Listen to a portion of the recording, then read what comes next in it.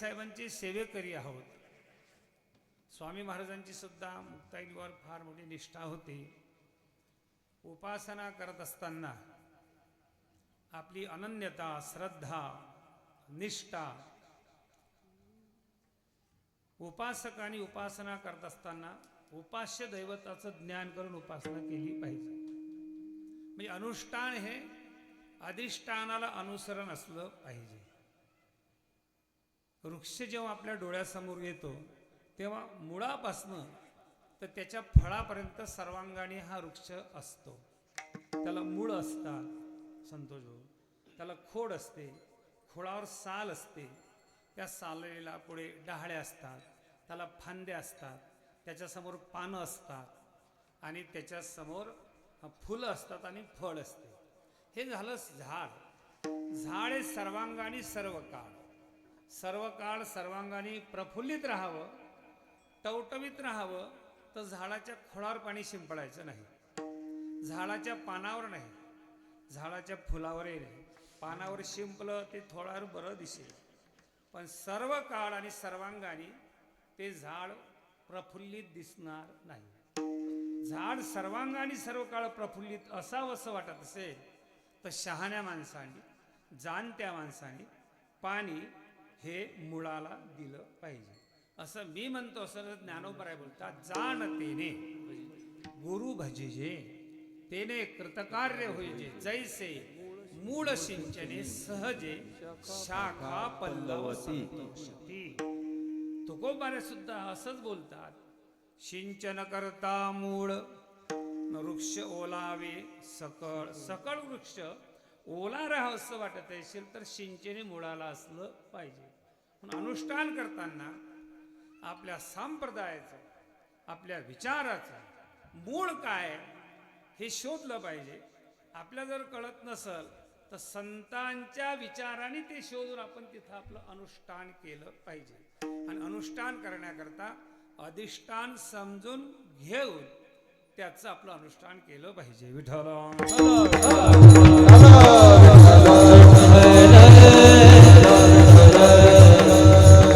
देवापेक्षाही संतांचं महात्म्य असल्यामुळं संतांचं जर वर्णन केलं तर ते वर्णन केल्यामुळं तेही प्राणा परवते, आवडती मज निरुते, जे भक्त चरित्रा ते प्रशंसते. आहे की नाही?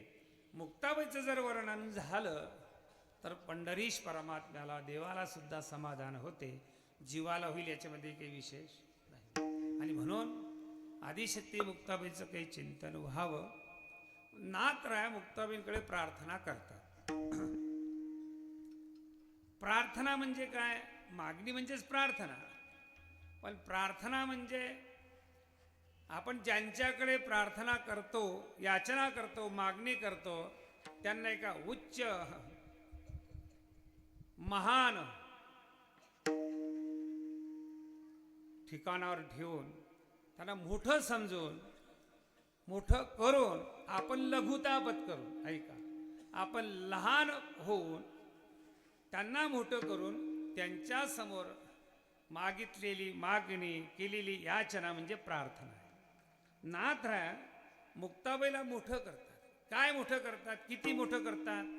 नाथराय किती लघु होतात, किती लघु होतात, किती लहान होतात. लढीवाळ तान्हे एका जनार्दनी आणि कृपा असू देणे मजवरी. आई साहेब, तुम्ही खूप महान आहात, तुम्ही खूप मोठ्या आहात, आहे की नाही? आणि त्या मानाने मी कोण आहो? मी तुमचं लढीवाळ ताण आहो. लढीवाळ ताणे एका जनार्दनी कृपा असू देणे. मुक्ताबाईला उंच ठेवून आपण लघुता पत्करून मुक्ताबाईकडे नाथराय प्रार्थना करतात, मागणी करतात, याचना करतात. कशाची? कृपेची. आणि कुठल्या कृपेची? कृपा तीन प्रकारची आहे. एक आलिंगन कृपा आहे, एक नेत्र कृपा आहे आणि एक हस्तकृपा आहे. त्यापैकी हस्तकृपेची मागणी करतात. विठ्ठल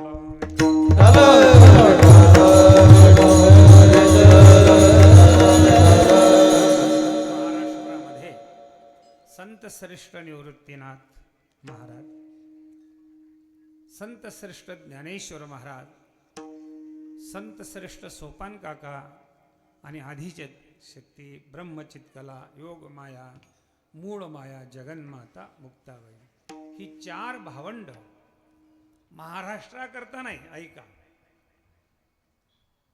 जगाच्या उद्धाराकरता ज्ञानोबारांचे जे बोलणं आहे, अर्जुनाचे निव्याजय गीता प्रकाशोणी श्रीराजे संसारा एवढे ओझे फेडिले. वानगावचे नाही, बीड जिल्ह्याचे नाही, महाराष्ट्राचे नाही, भारताचे नाही, जगाचे. तैसा वाग्विलास विस्तारू आहे की नाही, आनंदाचे आवारू मांडू जगा. आणि म्हणून सर्वांचा उद्धार व्हावा म्हणून ब्रह्ममूर्ती असलेले हे संत, ही 4 भावंड, हे जर अवताराला आले नसते तर त्यांचं काही बिघडलं नसतं. का? ते ब्रह्मस्वरूप आहेत, ब्रह्ममूर्ती संत जगी अवतरले. कशा करता अवताराला आले होय? ब्रह्म उद्धरया आले विश्वजाना, उद्धरया आले विश्वजाना, उद्धरया आले विश्वजाना, उद्धरया आले विश्वजाना. ब्रह्ममूर्ती संत जगी अवतरले, ब्रह्ममूर्ती संत जगी अवतरले, ब्रह्ममूर्ती संत जगी अवतरले, ब्रह्ममूर्ती संत जगी अवतरले.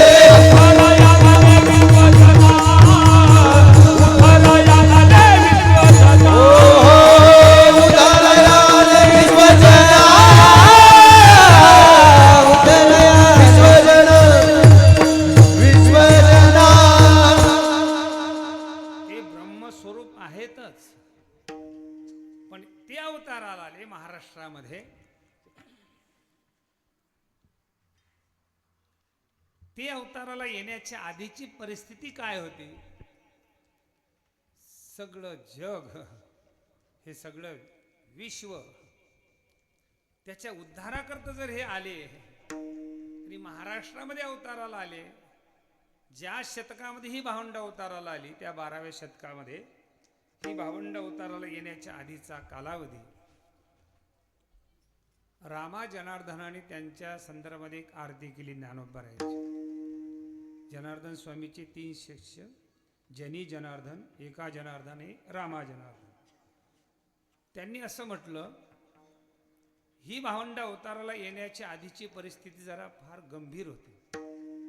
काय होतं? राजे यवन भ्रष्ट झाले आणि त्यामुळं सर्व जग, सर्व समाज हा अंधकारामध्ये, गडद अंधकरणामध्ये, जे ज्ञान पूर्णता लोपलेलं होतं आणि परिणाम होता कोणीच आपलं हित जाणत नव्हतं. लोपले ज्ञान जगी हित नेनती कोणी हित जाणत नव्हतं, कारण ज्ञान लोपलेलं होतं. ज्ञान कशामध्ये लोपत असते हो? ज्ञान 4 गोष्टीमध्ये लोपत असते. एक भाषेमध्ये लोपते, एक गुह्यतेमध्ये लोपते, एक जातीयतेमध्ये लोपते आणि एक परंपरेमध्ये लोपते. त्याचा फार मी विस्तार करणार नाही, आपल्याला अभंगाची पूर्वपीठिका तयार करायची आहे. विशिष्ट जातीला ज्ञानार्जनाचा अधिकार होता म्हणून प्रस्थापित समाज व्यवस्थेच्या विरोधामध्ये पहिले बंडखोर ज्ञानोबा उभे राहिले आणि त्यांनी आत्मविश्वासाने सांगितलं, एर क्षत्रिय वैश्य दोन्ही ब्राह्मणाच्याची मानी जे मानी, एर वैदिक विधानी योग्य म्हणून. संस्कृत भाषेमध्ये ज्ञान होतं, संस्कृत भाषा जगाशी कळेल. आणि म्हणून भाषेमधले लोपलेलं ज्ञान, बोधा करुणयंतर साधू नाही आपपर, ज्ञानोबाराच्या संदर्भात मुक्ताबाई जेव्हा बोलतात, याचा अर्थ ते भाषेमधले लोपलेलं ज्ञान बाहेर काढलं. परंपरेमध्ये आपण परंपरेचे पाईक आहोतच, आपण परंपरेचे दररोज अभंगही म्हणतो. एक गुरु एक शिष्य हा व्यवहार होता आणि मग ती परंपरा या भावंडांपर्यंत आली आणि यांनी मात्र कुठपर्यंत आली? एका जनार्दनी विस्तार मुक्ताबाईंचा. सगळ्या आदिशक्ती मुक्ताबाईंनी त्याचा भला मोठा विस्तार केला. म्हणजे परंपरेमध्ये लोपलेलं ज्ञान बाहेर काढलं, गुह्यतेमध्ये प्रगट गुह्य बोले. आणि म्हणून हे 4ही ठिकाणी लोपलेलं ज्ञान बाहेर काढलं आणि महाराष्ट्राच्या उद्धाराकरता ही चारही भावंड श्री निवृत्तीनाथ, संत श्रेष्ठ ज्ञानेश्वर महाराज, सोपान काका आणि मुक्ताबाई, आणि या चार भावंडामध्ये आदिशक्ती मुक्ताबाई हे एक भलं मोठं रस आहे. हे भलं मोठं आश्चर्य या भावंडांमध्ये. लहान असताना भलं मोठं कार्य मुक्ताबाईंचं, स्वतंत्र मुक्ताबाईंचा परिचय, ज्यांच्याकडे नाथराया, नाथ महाराज मागणी करतात हस्तकृपेची, ते कोण आहेत हे पहिले आपण समजून घेतलं पाहिजे. म्हणजे नाथरायांची मागणी कुणाकडे आहे, ते किती योग्य आहे हे आपल्या लक्षात येईल. आदिशक्ती मुक्ताबाई कोण आहेत असा जर तुम्हाला प्रश्न पडला तर आपण उत्तर देतो ते विठ्ठलपंत कुलकर्णी आणि रुक्मिणी माता यांचं शेवटचं ते अपत्य आहे. फार झालं तर संत श्रेष्ठ ज्ञानोबा त्या भगिनी आहेत, निवृत्तीनाथांच्या त्या बहीण आहेत, सोपान काकांची. ते एवढा सीमित आणि मर्यादित संकुचित परिचय मुक्ताबाईंचा असू शकत नाही. यापेक्षा मोठा परिचय मुक्ताबाईंचा आहे. मुक्ताबाई कोण आहेत असा जर तुम्हाला प्रश्न पडला तर मुक्ताबाई ज्ञानोबांच्या बहीण आहेतच, विठ्ठलपंत कुलकर्णी यांच्या त्या कन्या आहेतच, पण एवढाच परिचय त्यांचा नाही. त्यांचा परिचय काय आहे? संत श्रेष्ठ एकनाथ महाराज मुक्ताबाईंचा परिचय करून देताना या अभंगाच्या पहिल्या चरणामध्ये आधत्रे जननी मुक्ताबाई माते, आधत्रे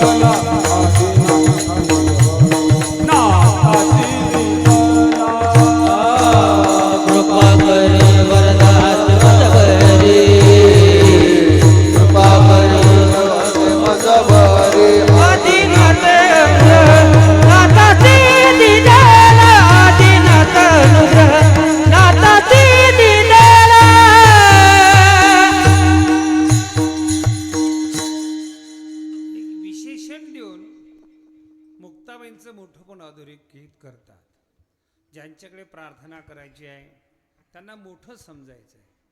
पहिले त्यांच्या प्रसन्नतेकरता त्यांची स्तुती करायची आहे आणि ती स्तुती वास्तवतेमध्ये करायची आहे. कारण स्तुती करत असताना कधी कधी आगंतुक स्तुती होते, कधी कधी भ्रमामध्ये होते, कधी कधी भिडेमध्ये होते, पण कधी कधी वास्तवतेमध्ये होत असते. त्याला वस्तुस्थिती असं म्हणतात. ती स्तुती वास्तव्याला धरून असली पाहिजे. व्यवहारामध्ये लोक भ्रमामध्ये स्तुती करतात. मला ते काही उदाहरणं सांगून टाईम पास करायचा नाही. थोडक्यामध्ये एवढं जरी तुमच्या निदर्शनास आलं, सासूबाई जावायची स्तुती करतात ते पूर्णतः भ्रमामध्ये असते. आपण कोणाची स्तुती करतो, कशी करावी, त्याला भ्रामी स्तुती म्हणतात. कधी कधी भेडेमध्ये होते. उष्ट्राणांच्या ग्रहे लग्न गर्दभशांती पाठकः परस्पर प्रशंसोती अहो रूपम अहो ध्वनी. चला, कधी कधी आगंतुक होते. पण नाथराजे मुक्ताबाईच्या प्रसन्नते करता मुक्ताबाईला श्रेष्ठ ठरवून मुक्ताबाईची स्तुती करतात. ते वास्तवतेमध्ये करतात. कशी काय वास्तवतेमध्ये आहे? ज्ञानोबांची बहीण एवढा परिचय असताना जगत्रय जननी मुक्ताबाई माते एवढे विशेषण का देतात? सगळ्या संतांनी मुक्ताबाईचं वर्णन करत असताना हे भान ठेवलं का? निळोबाराय जेव्हा आपण नेहमी अभंग म्हणतो, विष्णुपंत महाराज म्हणतो की नाही, नमो ज्ञानेश्वरा नमो ज्ञानेश्वरा निवृत्ती उदारा सोपान देवा. सगळ्यांच्या पाठ अभंग आहे, पण पाठ असलं की आपण त्याच्या अर्थाकडे जरा फार गांभीर्याने पाहत नाही. हे वास्तव आहे. आणि म्हणून या अभंगामध्ये निळोबारीने तिन्ही भावंडांना नमन केलं. नमन करत असताना विशेषण एकच दिलं. कुठलं विशेषण दिलं? नमो उदारा निवृत्तीनाथा, नमो उदारा ज्ञानेश्वरा, नमो उदारा सोपान देवा. म्हणजे 3 भावंडांना एक विशेषण. कुठलं? उदारा. बस उदारा एक विशेषण देऊन एका चरणामध्ये तिघही भावांचं नमन केलं. कोणी निळोबाऱ्याने. पण मुक्ताबाई करता ऐका, मुक्ताबाई करता स्पेशल एक चरण. मुक्ताबाई नमो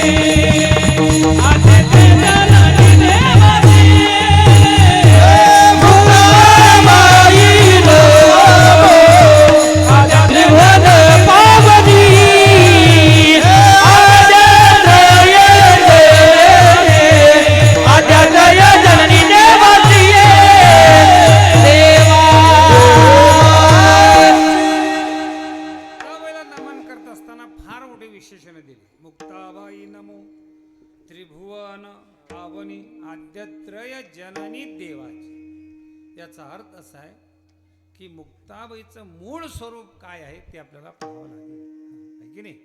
आणि जगत्रय जननी, आद्यत्रय जननी, या अवतारामध्ये तर 3 भावांची एक बहीण असलेली लहान छोटीशी मुक्ताबाई. मुक्ताबाई लहान आहेत, वयाने लहान आहेत, पण कर्तृत्व महान आहे ना. अहो, याही अवतारामधलं जर कर्तृत्व आपण पाहिलं तर लहानशी मुक्ताबाई जशी सनकाडी केले देशोधडी, महान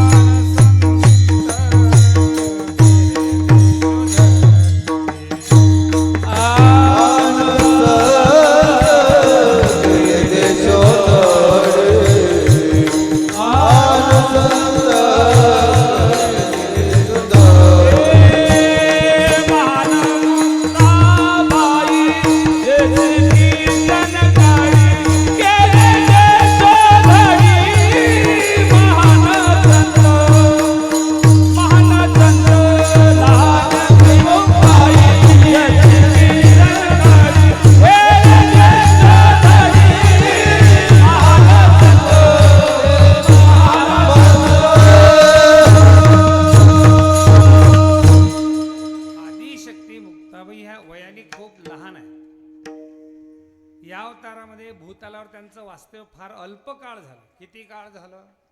आश्विन शुद्ध प्रतिपदा घटस्थापनेच्या दिवशी मुक्ताबाईंचा अवतार झाला. शके 1201 मुक्ताई देखिली आणि जनी म्हणे केली मात त्यांनी. 1201 हा अवतार आदिशक्ती मुक्ताबाईंचा आहे. आणि वैशाख वद्य दशमी म्हणजे कडाडली बीज निरंजनी जेव्हा हा जर कालावधी धरला, तो जर मोजला गेला गणती, तर मुक्ताबाई या भूतलावर वास्तव्याला राहिल्या 17 वर्ष 7 महिने आणि 24 दिवस. सगळ्या संतांच्या वयाचा विचार केला तर सर्वात लहान असलेल्या मुक्ताबाई. आणि सर्वांनी लहान असताना, वय लहान आहे पण कर्तृत्व महान आहे. काय कर्तृत्व आहे मुक्ताबाईंचं? सर्व संतांनी मुक्ताबाईला मोठं म्हटलं. ज्ञानोबा जर मुक्ताबाईच्या संदर्भामध्ये असं बोलतात, ज्ञानदेव म्हणे भली मुक्ताबाई दाखविली सोय आम्हाला गे. ज्ञानोबा भलं म्हणतात. निवृत्तीनाथांना जर विचारलं तर निवृत्तीनाथ आदिशक्ती मुक्ताबाईच्या संदर्भामध्ये असं वक्तव्य करतात, ऐकावा तो अर्थ मुक्ताईच्या मुखी. निवृत्तीनाथांनी असं म्हणावं, ज्ञानोबाने असं म्हणावं, ज्ञानोबाने भलं म्हणावं. मुक्ताबाईला भलं म्हणणारे कोण आहेत त्याच्यावर मुक्ताबाईचा भलेपणा अवलंबून आहे. भले म्हणणारे ज्ञानोबा आहेत, जे ज्ञानाचे सागर आहेत. 100 मूर्ख लोकांनी तुम्हाला म्हटलं तुम्ही खूप शहाणे आहात, याच्यामध्ये काही शहाणपणा नाही. वैकुंठवासी गुरुवर्य निवृत्ती महाराज वक्ते म्हणायचे, किती खापरकुंड्या एकत्र केल्या म्हणजे 1 रुपया होतो? नाना, असं काही गणित आहे काय? टोपलंभर खापरकुंड्या म्हणजे 1 रुपया, 200 मूर्ख म्हणजे 1 शहाणा, असं समीकरण होत नाही. मुक्ताबाईला भलं म्हणणारे कोण आहे? ज्ञानियांचा राजा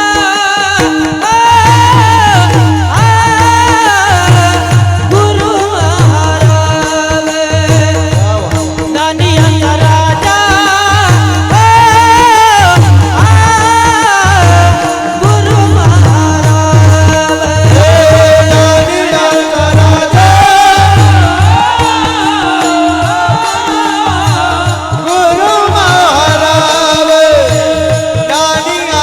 राजा गुरु महाराज, ज्ञानियांचा राजा गुरु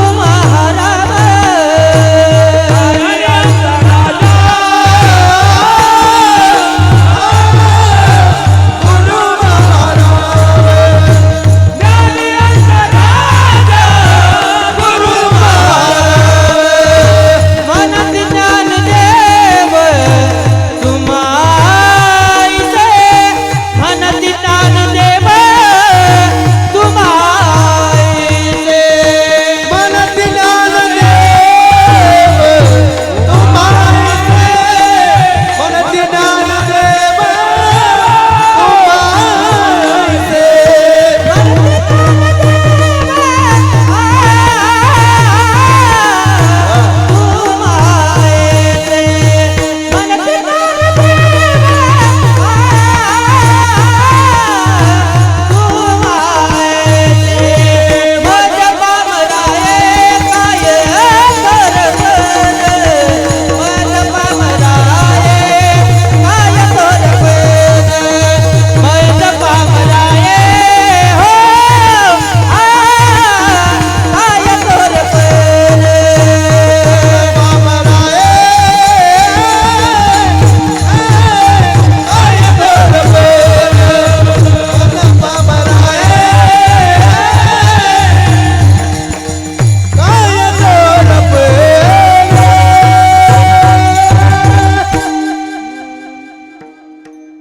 कोण आहेत ते? ज्ञानियांचा राजा गुरु महाराज आहे की नाही? जे ज्ञानाचे सागर आहेत ते मुक्ताबाईला भलं म्हणतात. बस. नाथराय तर मुक्ताबाईला म्हणतात, व्यवहारामध्ये आपल्यापेक्षा वयानं जर कोणी मोठं असलं तर त्यांना ज्येष्ठ म्हणतात की नाही? अधिकाराने मोठे पण अधोरेखित झालं त्यांना श्रेष्ठ म्हणतात. मुक्ताबाईचं वर्णन ज्येष्ठ म्हणून नाही, श्रेष्ठ म्हणून नाही, ज्येष्ठ नाही, श्रेष्ठामध्ये श्रेष्ठ आणि मुक्तामध्ये मुक्त म्हणून सर्वत्र वरिष्ठ. लहान असतानाही सर्व संतांनी इतिहासाने मुक्ताबाईला श्रेष्ठत्व प्रतिपादन केलं. याचं कारणच आहे, एखाद्या लहान माणसाने जर लहान कार्य केलं तर इतिहास त्याची दखल घेत नाही. का घेत नाही? कारण तो कौतुकाचा विषय ठरतो. लहानाने लहान कार्य केलं कौतुक, एखाद्या मोठ्याने मोठं काम केलं जबाबदारीचा भाग, त्याची इतिहासामध्ये नोंद होते ना. एखाद्या मोठ्या माणसाने छोटं काम केलं म्हणजे मोठ्याने लहान काम केलं त्याची निर्वसना होते. मोठ्याने लहान काम केलं निर्वसना, लहानाने लहान केलं कौतुक, मोठ्याने मोठं केलं जबाबदारीचा भाग. इतिहास नोंद ज्याची घेतो, कोणाची? एखाद्या लहान व्यक्तीने महान कार्य केलं त्याची. आदिशक्ती मुक्ताबाईंचा जर आपण जीवन परिचय करून घेतला जवळून तर आपल्या असं लक्षात येईल, लहान असलेल्या मुक्ताबाईंनी खूप मोठं काम केलं. त्याच्यामध्ये अनेक त्या कार्याचे पैलू आहेत. मुक्ताबाईच्या जीवनामधलं मोठ्याचं कार्य काय आहे तर मुक्ताबाईच्या जीवनातील कार्य परीक्षा देणे नाही, परीक्षा घेणे नाही, पण परीक्षक नेमणे हे कार्य असल्यामुळं मोठं. परीक्षा देण्याकरता एखाद्या शाळेमध्ये विशिष्ट त्याचा सिलेबस पूर्ण करावा लागतो आणि परीक्षा द्यावी लागते. परीक्षा देण्याकरता काहीतरी लागते, परीक्षा घेण्याकरता त्याच्यापेक्षा अधिकार लागतो. पण परीक्षक नेमण्याकरता आदिशक्ती मुक्ताबाईंच्या जीवनातलं कार्य काय? परीक्षा देणे नाही, परीक्षा घेणे नाही, पण गोरोबा काका सारख्या ज्येष्ठांना नामदेवरायची परीक्षा घ्या असं परीक्षक नेमण्याचं कार्य असल्यामुळं सर्वांनी मुक्ताबाई लहान असतानाही त्या आईसाहेबांचं कार्याची दखल घेत मुक्ताबाईला मोठंपण दिलं. आणि म्हणून आदिशक्ती मुक्ताबाईंच्या समोर त्यांना मोठं ठरवून, ऐका मी जे बोललो, प्रार्थना करत असताना ज्यांच्याकडे प्रार्थना करायची आहे, ज्यांच्याकडे मागणी करायची आहे, त्यांना मोठं ठरवून आपण छोटं व्हावं, त्यांना मोठं करून आपण लघु व्हावं. त्यांचं मोठंपण अधोरेखित करताना ते कोणी केलं? ते मोठ्या मोठ्यांनी त्यांचं मोठेपण अधोरेखित करत असताना नाथ राय तर त्याच्या कळस करतात. आदिशक्ती मुक्ताबाई तुम्ही कोण आहात? तुमच्या प्रसन्नते करता वास्तवतेमध्ये तुमची स्तुती करत असताना पहिलं ज्ञानोबाराणी नाथ राणी शब्द वापरला, जगत्रय जननी. जगत्रय जननी म्हणजे काय?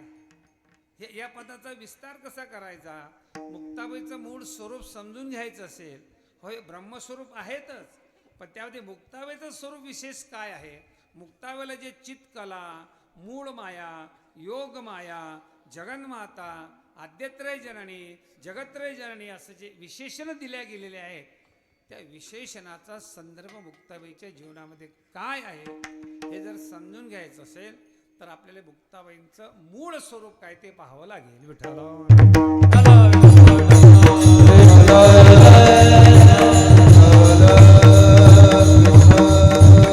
काय मुक्ताबाईचं स्वरूप आहे?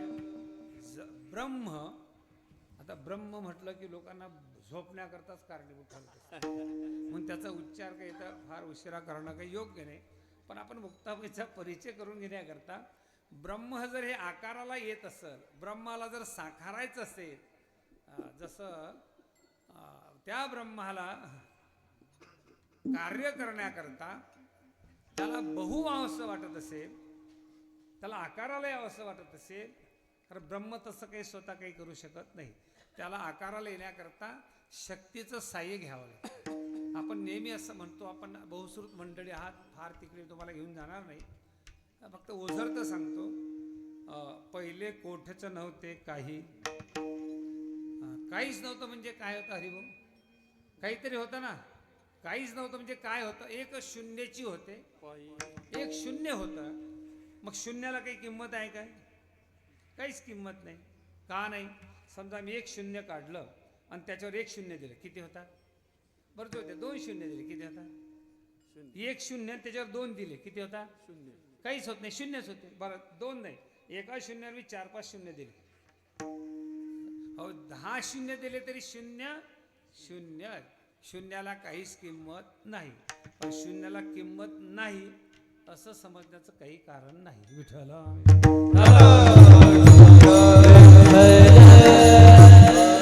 एक शून्य आहे, त्या शून्याला किंमत नाही. त्याच्यावर किती शून्य दिले तरी किंमत नाही. पण एक शून्य त्या शून्याला जर असं फाटा दिला आणि त्याच्यावर एक शून्य दिलं, किती झाले? 10. एके दाखविले 10, फाटा पहा पुसोली तुगो.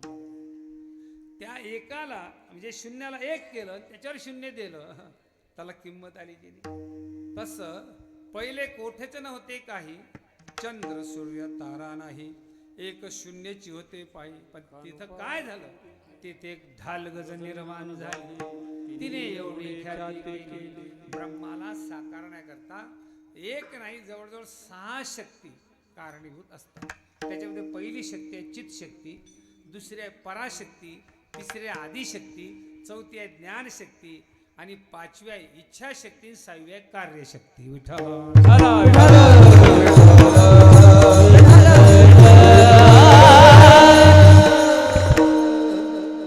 काय तुम्ही नवीनच आणलं?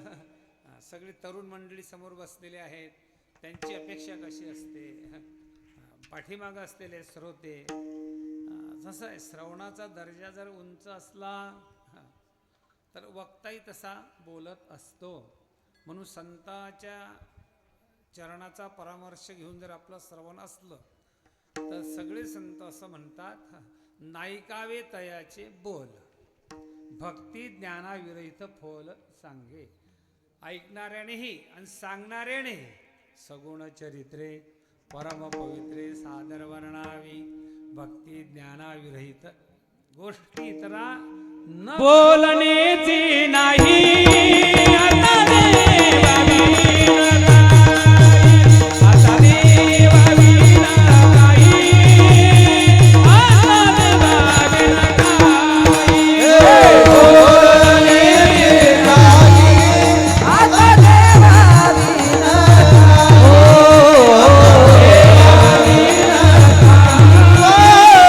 आता देवा विना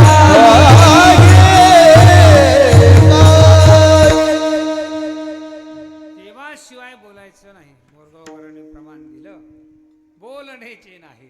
त्याला सांगणाऱ्याने ऐकणाऱ्याने काय सांगितलं पाहिजे, श्रवण करणाऱ्याने काय श्रवण केलं पाहिजे, ही कीर्तन मर्यादा तुमच्याही घरची नाही माझ्याही घरची नाही. कोणाच्या घरची आहे?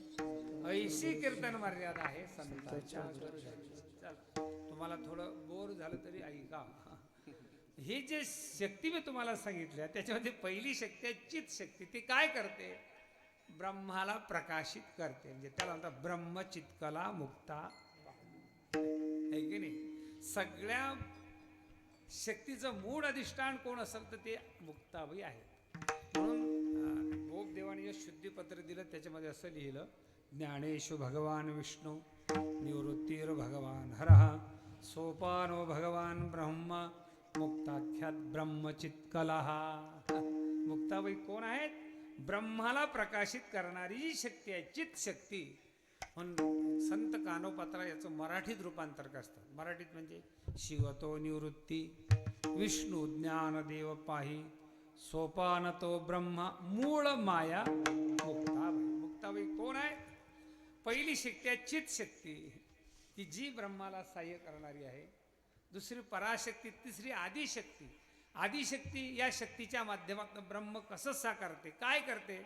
या सृष्टीची उत्पत्ती स्थिती आणि लय निर्मिती करण्याकरता, सांभाळ करण्याकरता आणि संहार करण्याकरता तीन देवतेची निर्मिती ज्या शक्तीच्या माध्यमातून होते त्या शक्तीचं नाव आहे आदिशक्ती. तिचा आणि मुक्ताबाईचा काय समन्वय आहे? मुक्ताबाईला सगळ्या संतांनी काय म्हटलेलं आहे? आदिशक्ती म्हटलेलं आहे. कोणी कोणी म्हटलं मुक्ताबाई दासी दनी लागे पायी, दासी दनी लागे पायी, दासी दनी लागे पायी. मुक्ताबाई दासी दनी लागे पायी, दासी दनी लागे पायी, दासी दनी लागे पायी. जनाबाईचं प्रमाण आहे भाऊनी दिला आदिशक्ती मुक्ताबाई. बरं, नाथ राय तेच म्हणतात, एकनाथ महाराजांना संत श्रेष्ठ एकनाथ महाराज म्हणतात मुक्तपणे मुक्त श्रेष्ठपणे श्रेष्ठ सर्वत्र वरिष्ठ आदिशक्ती. नामदेवरायांना विचारा, नामदेवराय तेच म्हणतात आदिशक्ती मुक्ताबाई मुक्तपणे अवतरली आम्हा लागून झाली घोड चुकी. म्हणजे आदिशक्ती मुक्ताबाई आहेत असं सगळ्या संतांनी म्हटलं. म्हणजे ब्रह्माला साकारण्याकरता तिसऱ्या प्रकारची जी शक्ती आहे तिचं नाव आहे आदिशक्ती. आदिशक्ती मुक्ताबाई कोण आहेत?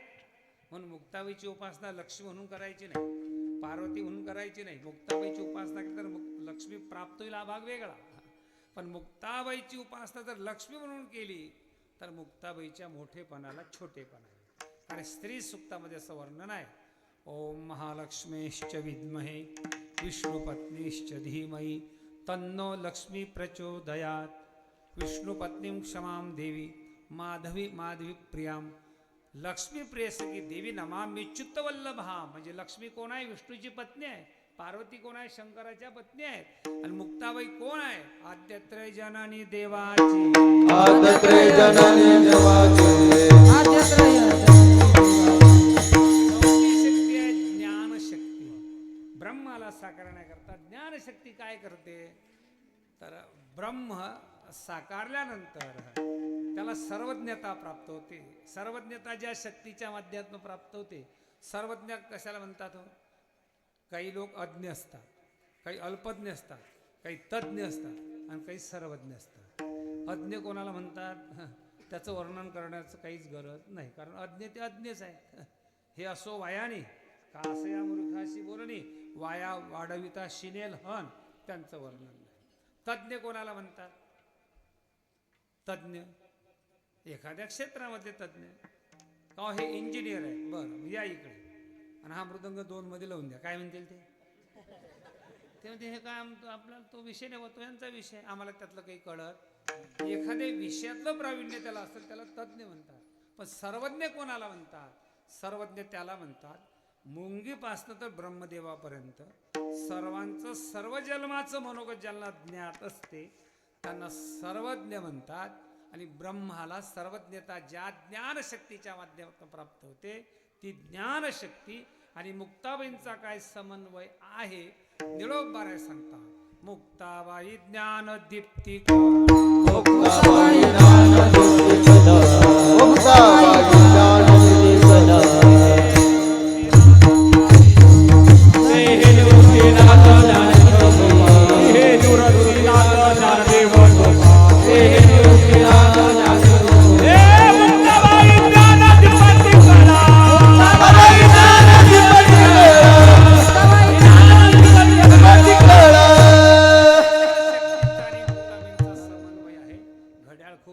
पुढे चालला. आपण पहिल्या चरणात चालू आहोत, अजून 4 चरण बाकी आहेत, 5 चरण. 9:30 वाजले, 10 पर्यंत आपल्याला कीर्तन करून पुढेही बहुत करणे आहे. आणि म्हणून नाथराजा मुक्ताबाईला जगत्रय जननी मुक्ताबाई माते ही विशेषण देतात. ते विशेषण खूप सार्थकी आहे. आणि म्हणून अशा तुम्ही असलेल्या मुक्ताबाई, जगत्रय जननी मुक्ताबाई माते, आणि काय करा, माझ्यावर कृपा करा. कृपा करी, कुठली कृपा करा? वरद हस्ते, म्हणजे हस्तकृपा करा. नाथराय फार गोड वर्णन करतात आणि नाथरायजी मुक्ताबाईला कृपेची याचना करतात. ती कृपा म्हणजे हस्तकृपेमध्ये नेत्रकृपा आलेली आहे. नेत्रकृपा झाल्याशिवाय हस्तकृपा होत नाही. आणि म्हणून एकाच कृपेमध्ये अनेक कृपा मागून घेण्याची नाथरायाची हातोटी आहे. म्हणजे माझ्यावर हस्तकृपा करा, म्हणजे हस्तकृपा नेत्रकृपा कराच.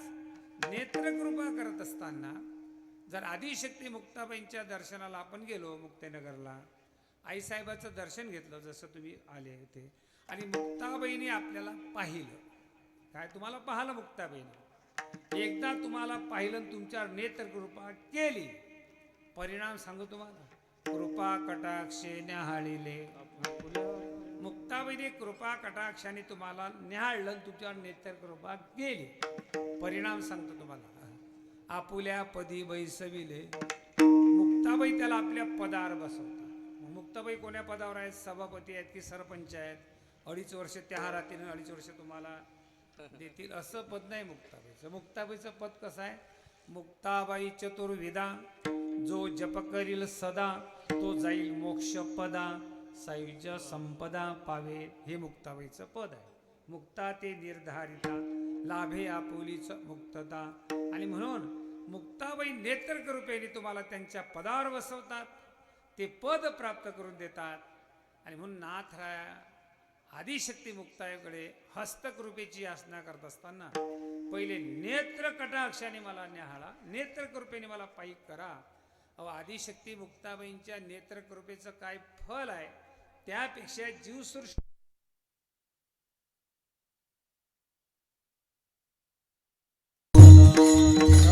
विठ्ठल वरदारी होईल, ज्ञानदेव तुकाराम सब भगवान की जय, माऊली ज्ञानेश्वर महाराज की जय. सामान्य जीवसृष्टीमध्ये एखाद्या मातेमध्ये तिच्या नेत्रकृपेमध्ये किती सामर्थ्य तुकोबारा म्हणतात. कासवी तुम्ही पाहिली का? गायकवाड कासव पाहिला?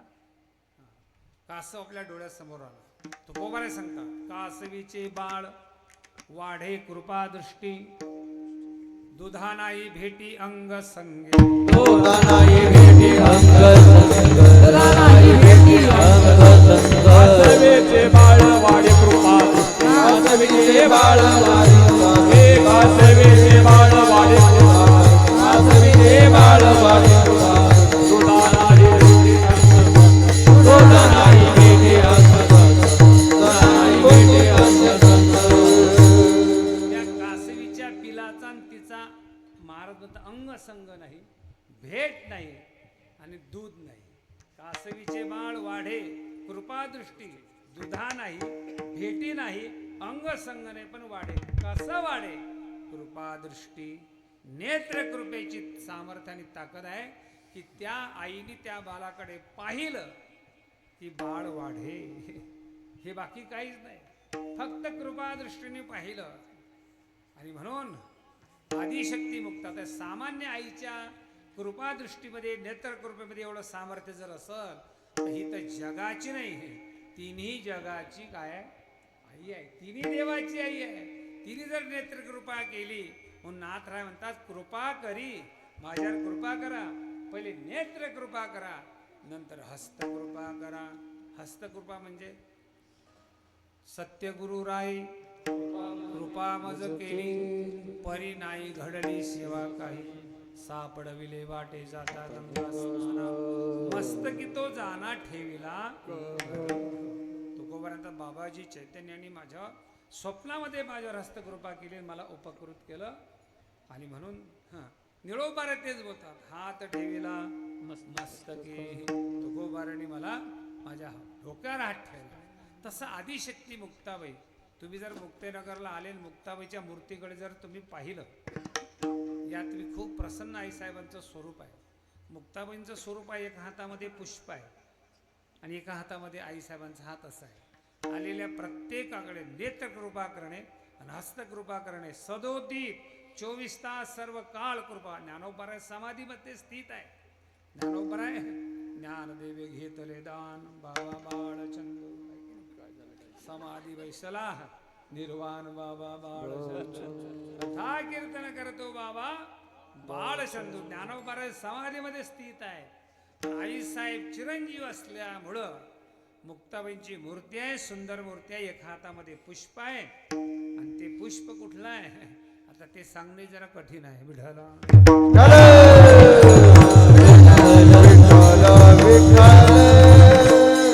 एक पुष्प आहे, हातीची लीला कमळे. ते पुष्प म्हणजे आईसाहेब असं सांगतात की माझ्याच हातातलं पुष्प घ्या आणि मला समर्पण करा. किती सोपी उपासना आहे मुक्ताबाईंची. एका हातामध्ये पुष्प आहे, ते पुष्प आईसाहेब म्हणतात तुम्हीच घ्या आणि माझंच मला अर्पण करा. तेरा तुझको यत करोसी यदश्नासी यज्योसी ददासी यत तपस्यसी कौंत्य तत्पुरुषो मदर्पण. माझ्याच हातातलं भावनेने पुष्प घ्या, ते मला समर्पण करा आणि तुम्ही आपल्या कृपेला पात्र व्हा. एका हाताने हस्तकृपा, एका हातामध्ये देण्याकरता सामर्थ्य, असं सुंदर मुक्ताबाईंचं स्वरूप असल्यामुळं हस्तकृपेने मला उपकृत करा असं नाथराय म्हणतात. कृपा करी वरद हस्ते मजवरी. ज्या हस्तकृपेची मागणी नाथ महाराज आदिशक्ती मुक्ताबाईंकडे करतात, ती हस्तकृपा या अवतारामध्ये कुठल्या परंपरेने तुम्हाला प्राप्त झाली आणि त्याच परंपरेचे उपकृत असलेले, अंगीकृत असलेले तुम्ही तीच हस्तकृपा मला करा. तुम्ही कुठल्या कृपेने आदिनाथ अनुग्रह नाथाची दिदले आदिनाथ